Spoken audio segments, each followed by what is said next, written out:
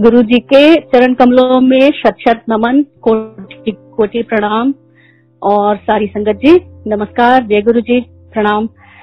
गुरु जी को तो हमेशा जाके नमस्कार करते थे और हाथ जब जोड़ते थे, और गुरु जी भी जब कभी ऐसे हाथ के इशारे से मतलब वो जता देते थे कि he has acknowledged you, like उनको पता है कि आप वहां पे हैं और उन्होंने बुलाया है।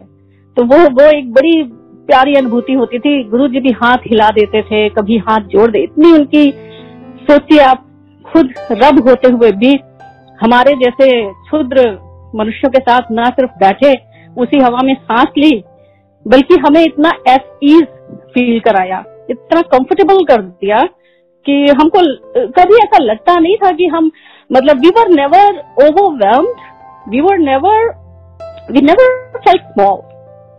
गुरु जी भगवान होते हुए भी उन्होंने हमें ऐसा फील कराया जैसे हम तो मतलब गुरु जी के लिए ही आए हैं, उन्होंने हमें बुलाया है और हम यहाँ पे बैठे हैं क्योंकि उनकी मर्जी है, और वो ही हमको बुला के अपने पास बिठाल रहे हैं।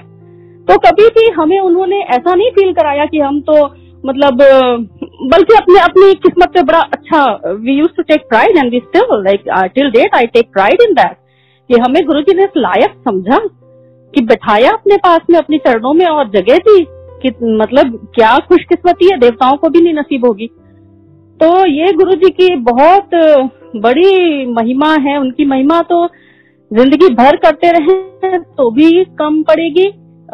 फिर भी थोड़ा बहुत जब भी गुरु जी कराते हैं शेयर, तो वो करके बस वो टिप ऑफ द आइसबर्ग जैसा ही होता है। बाकी तो इतना है कि बताना शब्दों में तो खैर इम्पॉसिबल है। उस टाइम पे भी गुरु जी के यहाँ पे शब्दों का कोई काम नहीं था।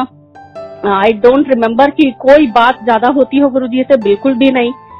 लेकिन जो महिमा है उनकी, वो बिना कहे इतनी बड़ी है कि उसको हम सिर्फ महसूस कर सकते हैं और कुछ नहीं कर सकते। तो शुक्राना गुरु जी फॉर दैट। और गुरु जी की जो टाइमिंग होती है वो बहुत परफेक्ट होती है। उनका जो डिवाइन इंटरवेंशन है, तो वो इंटरवेंशन की जो टाइमिंग है वो भी वो डिसाइड करते हैं, और बहुत ही मैजिकल वेज में। कई बार क्या होता था, आज तो एक पहला ही सत्संग आंटी ने बुद्धिज्म का किया, I was smiling year two year, क्योंकि ये वही आंटी हैं जिनको मैंने पहले सत्संग में शेयर किया था कि मेरी एक फ्रेंड बुद्धिस्ट इसमें थी और वो जाती थी और वो मुझे अपने साथ लेके गई थी 3-4 बार, हालांकि मेरा मन नहीं लगा था। और जाके भी लोग तो चैंटिंग करते थे, मैं मन में ओम नमः शिवाय, शिव जी सदा सहाय करती थी। तो और फिर कैसे गुरुजी ने बहुत जल्दी ही इन्हीं आंटी का सत्संग सुन के, आई जस्ट ओवरहर्ड दैट। उस दिन डीएलएफ में आई थिंक मीरा आंटी के यहाँ सत्संग था, उसी में आंटी आए थे और ये बोल रहे थे किसी से, और I just overheard that and I said okay fine Guruji, I got my message, thank you. तो गुरुजी को कभी खुद भी कुछ नहीं कहना पड़ता था, वो तो हमेशा ऐसा एनवायरनमेंट क्रिएट कर देते थे, ऐसे आपको सत्संग सुनवा देते थे या किसी से आपको कहलवा देते थे कि आप तक उनकी बात आराम से पहुंच जाती थी कि भाई ये सब करने की कोई जरूरत नहीं है, सही जगह आ गए हो, बस लुक नो फर्दर। तो वो तो किस्सा वहीं पे खत्म हो गया था, खैर वो वहीं पे हो गया था। तो but anyway today I was like yeah really happy to remember that satsang. Anyway उस समय पे गुड़गांव में जब गुरुजी का मंत्र जाप शुरू हुआ था, और कई बार ये हमने गुड़गांव की संगत से सुना है कि उसमें जो सेकंड लाइन ऐड हुई थी वो भी हमने संगत में ही as reverence to Guruji, as our you know हमारी श्रद्धा से, as you know our tribute to Guruji, हमने वो सेकंड लाइन उसमें ऐड की थी।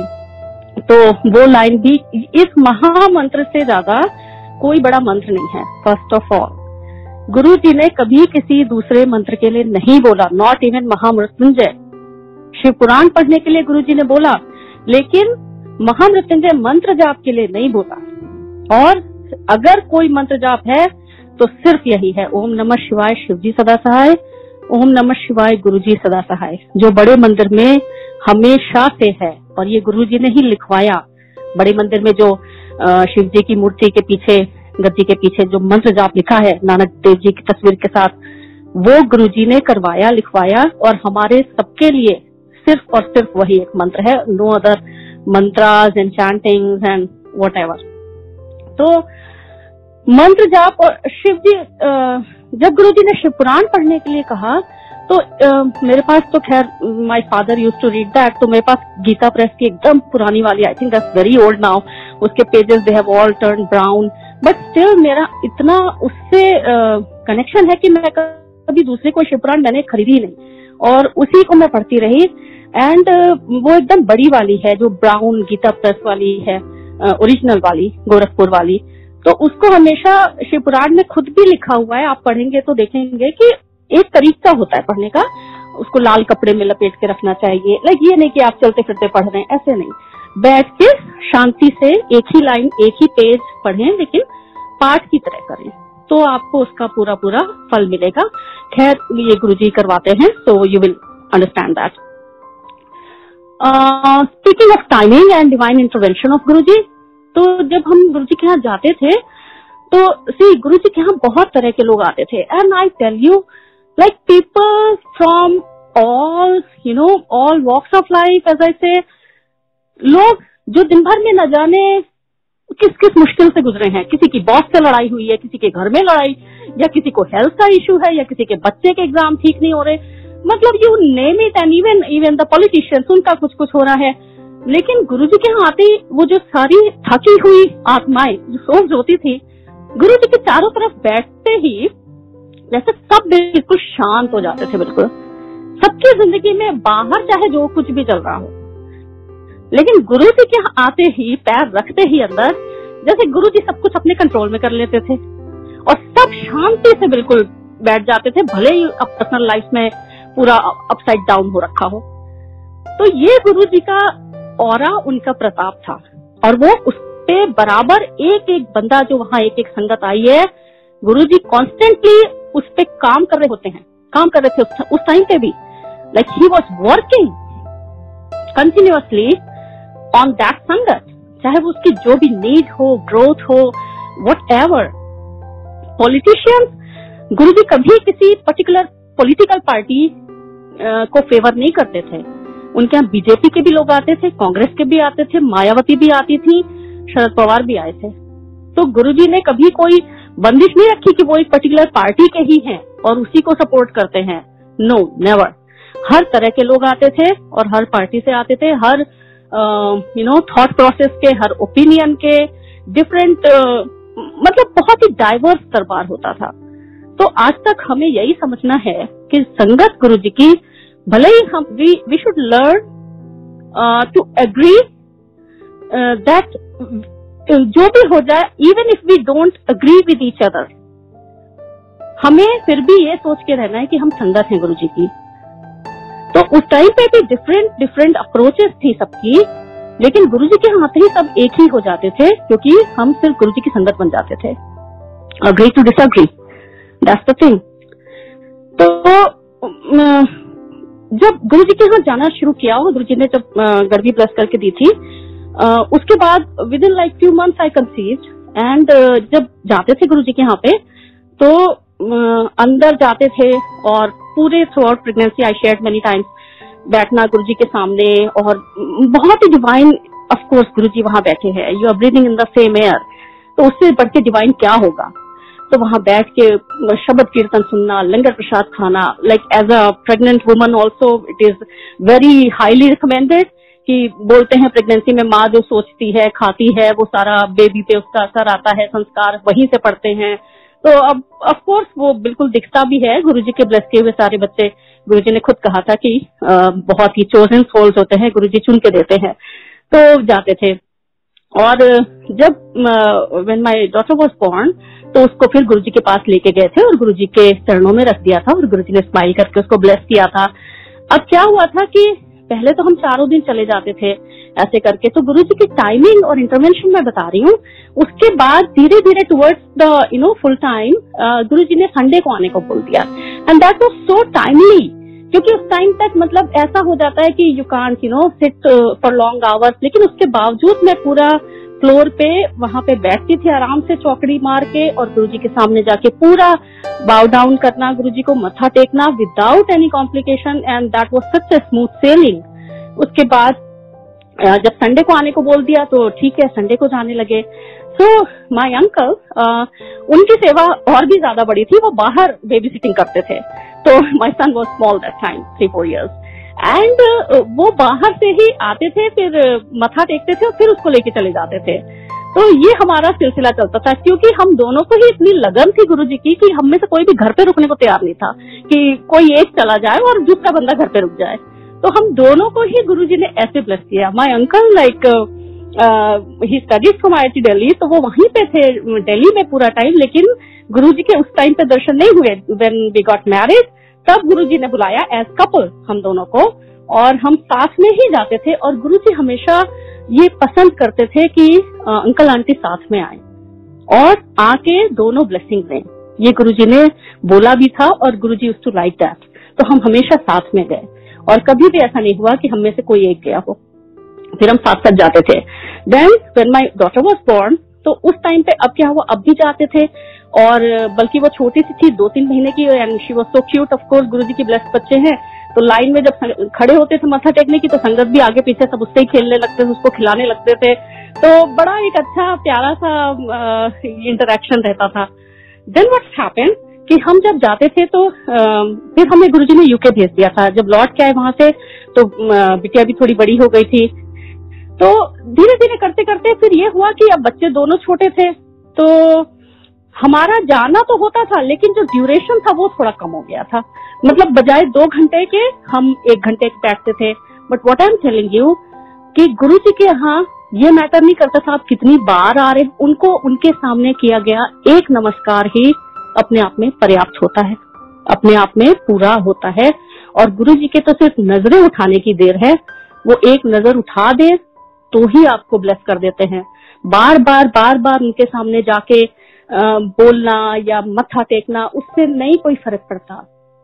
गुरुजी को अगर आपको एक नजर में आपको ब्लेस कर देते हैं वो, तो हमारे साथ भी वही हुआ। फिर हमारा ड्यूरेशन थोड़ा कम हुआ और हम बैठते थे। अंकल बाहर अगेन बेबी सिटिंग सेवा में, जिसका गुरुजी ने उनको काफी सेवा का बहुत फल भी दिया, हर तरह से दिया और आज तक दे रहे हैं। और गुरुजी ही सब जानते हैं, और गुरुजी ने हमेशा बहुत संभाल के रखा। गुड़गांव में जब हम थे तो मुझे मन में रहता था कि सत्संग कराना है, लेकिन हम DLF में अपार्टमेंट में थे, तो मुझे लगता था संगत कहाँ से आएगी इतनी। ऐसा नहीं है, घर तो मतलब हर किसी को सत्संग कराना है तो गुरुजी खुद ही मीन्स बना देते हैं। बट समहाउ गुरुजी की समाधि के बाद भी हम घर में सत्संग नहीं करा पाए। हालांकि हम गुड़गांव के हर सत्संग में जाते थे, चाहे जिसके यहाँ भी हो। और जैसे ही हम US आए, गुरुजी ने ऐसा घर ब्लेस करके दिया कि कितनी भी संगत आ जाए, जगह ही जगह है। और पहला जो डालस का सत्संग हुआ, इतनी संगत गुरुजी ने भेजी शिकागो से, कैलिफोर्निया से, कि मुझे लगा इतनी संगत। और कहाँ से मैं सोचती थी यहाँ कौन सी संगत है गुरुजी, यहाँ कहाँ संगत है। इतनी संगत भेजी कि my house was full of sangat that day, the very first satsang जो यहाँ पे हुआ डालस का।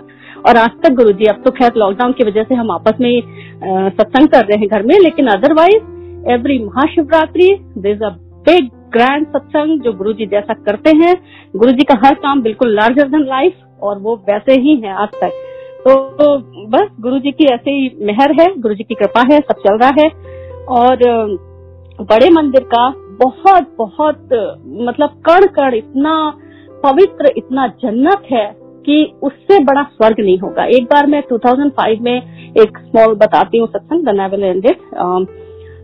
2005 में हम लोग मंडे को जाते थे जरूर मंदिर, और हमें बहुत अच्छा लगता था। ऑफकोर्स सेवा करती थी मैं जाके, नॉट कि हमें सेवा के बदले कुछ चाहिए, सिर्फ इसलिए कि ये तो हमें करना ही है। दिस इज सेवा for the sake of doing सेवा, कि ये तो करना ही है। तो जब गए तो मंदिर का जो दरबार हॉल है, उसके आगे का जो मार्बल का बड़ा सा ये है फ्लोर है, बरांडा, जहाँ पे रंगोली भी बनी हुई है।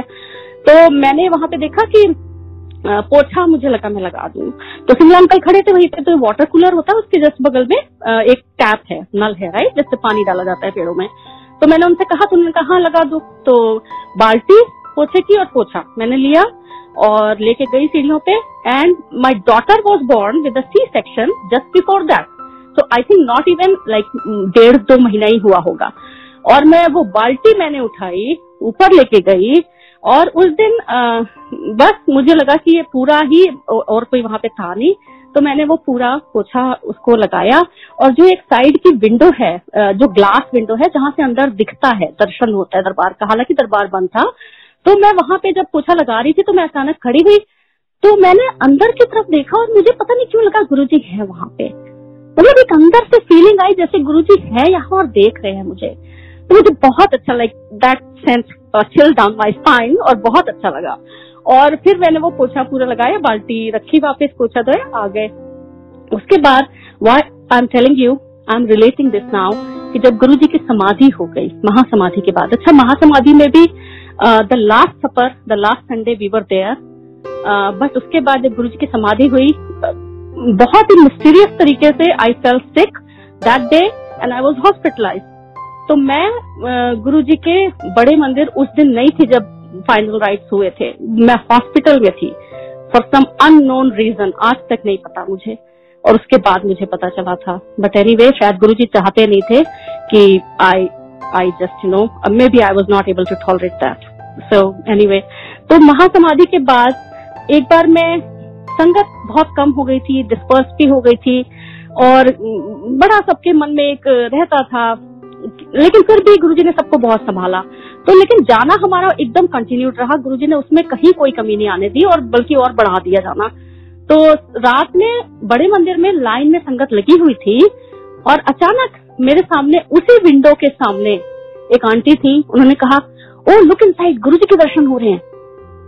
तो सब एकदम से हलचल जैसे मच गई, और सच में फिर से उस विंडो से अंदर देखा, गुरुजी की गद्दी पे साफ साफ गुरुजी का, बिल्कुल जैसे गद्दी पे इम्प्रेशन पड़ा हुआ था, जैसे गुरुजी बैठे हुए हैं, बिल्कुल वो फर्स्ट ऐसे गुरुजी के दर्शन हुए थे। उसके बाद एक बार गुरु पूर्णिमा पे बाहर निकल के, जो फुल मून था उस दिन, उसमें गुरुजी के दर्शन हुए थे, क्योंकि गुरुजी ने कहा था अब गुरुजी चांद में दिखेंगे।